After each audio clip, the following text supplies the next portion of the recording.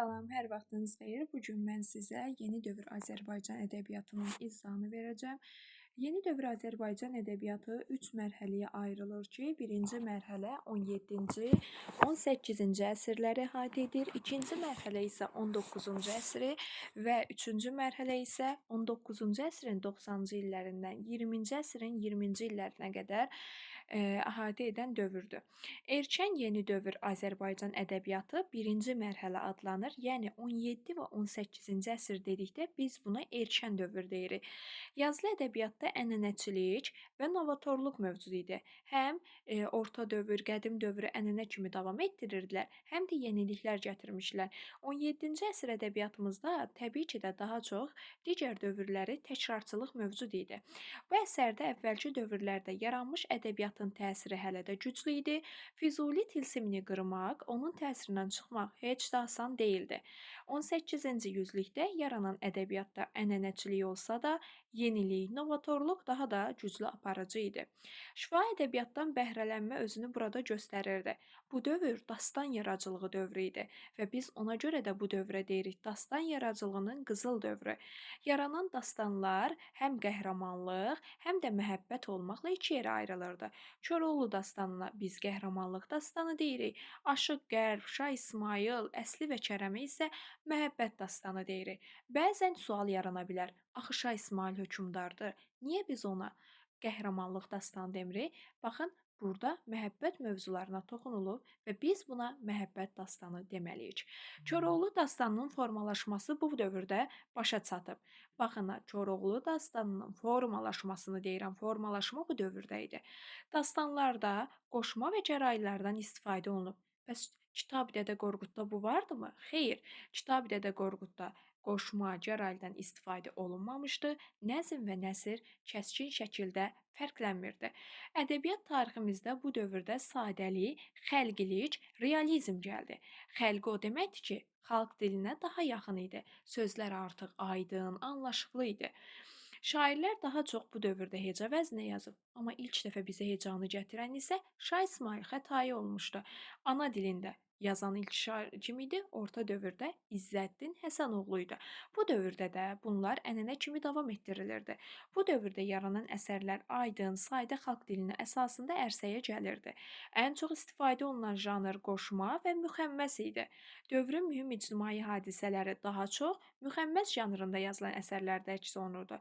Deməli, ictimai hadisələri müxəmməs janrı ilə verməyi daha üstün hesab edirdilər. Bu üzükdə şifahi ədəbiyyatda yalnız dəstan yaradıcılığı ilə məhdudlaşmamış, onun digər janrları da yaradılmışdı. Yəni biz belə deyə bilərik ki, qoşma ilə yanaşı gəraylı, təcnis, bayatı janrlarından da istifadə etmişdi və əsərlər nəinki Azərbaycanda, həmçinin Azərbaycan sərhədlərini aşmış və digər ölkələrdə də oxunmuş və sevilmişdi. Xalq yaradıcılığı nümunələri erməni, gürcü dillərində yazıya alınmış, onlar ədəbiyyatına güclü təsir göstərmişdi. Daha sonra biz deyə bilərik ki, burada yazılı ədəbiyyat həm epik şeir, həm bədii nəsr xalq yaradıcılığından bəhrələnirdi. Yəni burada şifahi xalq ədəbiyyatına xüsusilə müraciət olunmuşdu. Burada xalq nağılları olsun, daha sonra poema, mənzum hekayələr xalq nağılları əsasında qələmə alınırdı. Burada tərki dünyalıq, sufi görüşləri artıq azalırdı, eşq real eşqə dönüşürdü. Tarix epik poemaların, tarixi mənzumələrin, bədii nəsrin ardıcıl yaranması da 17-18-ci əsr ədəbiyyatımızda idi. İnsan mənəvi, zahiri gözəlliyin burada tərənnümü var idi. Saf məhəbbət var idi, təbiət təsviri, ayrılıq, vətən həsrəti ki, bu da demək olar ki, bütün dövrlərdə özünü göstərirdi. Deməli, bu dövrdə yaşayıb yaradan aşıqlarımızın adları ilə tanış olaq. Aşıq Abbas Tufarqanlı, Xəstə Qasım, Sarı Aşıq. 3 aşığı, bir də Aşıq Vali. Bu əsasən düşmür, amma bu 3 aşığı bilməyiniz kifayətdir. Aşıq Abbas Tufarqanlı Onun şeirini burada adı çəkilib, adından tuta bilərsiniz. Abbas bu sözləri deyər sərindən. Arxa vurun, suyu gəlsin dərindən. El bir olsa dağ oynadar yerindən. Söz bir olsa zərbi kərən sındıra. Gördüyünüz kimi burada ustadnamə var. Daha çox ustadnamə, nəsihət məzmunlu əsərlərə daha çox önəm vermişdi. Aşıq Abbas Tufarqanlı Cənubi aşıq idi. Hecə vəznində yazıbdı, qoşma yazıbdı. Milli həmrəlik, milli birlik. Bax burada el bir olsa dağ oynadar yerindən. Yaradıcının həyat həqiqətlərinin ifadəsi, dövrün cəfası, şikayəti, vəfalı dost həsrətini ön planda vermişdi. Daha sonra Aşıq Abbas Tufarqanlının bir şeiri də adam var ki, çox işlər eylər irada. Adam var ki, yetə bilməz murada. Adam var ki, çörək tapmaz dünyada. Adam var, yağ yeyər, balı bəyənməz. Burada da ustadnamədir. Xəstə Qasım bəs kim idi? Özünü ustadnamə müəllifi idi bu da. Təvazökar, nəcabət, ləyaqət kimi müsbət keyfiyyətləri mühüm mənəvi dəyər sayırdı. Bir məclisdə varsan, özünü öymə. Şeytana bac verib kimsəyə söymə. Qüvvətli olsan da yoxsulu döymə. Demə ki, zorluyam, qolum yaxşıdır.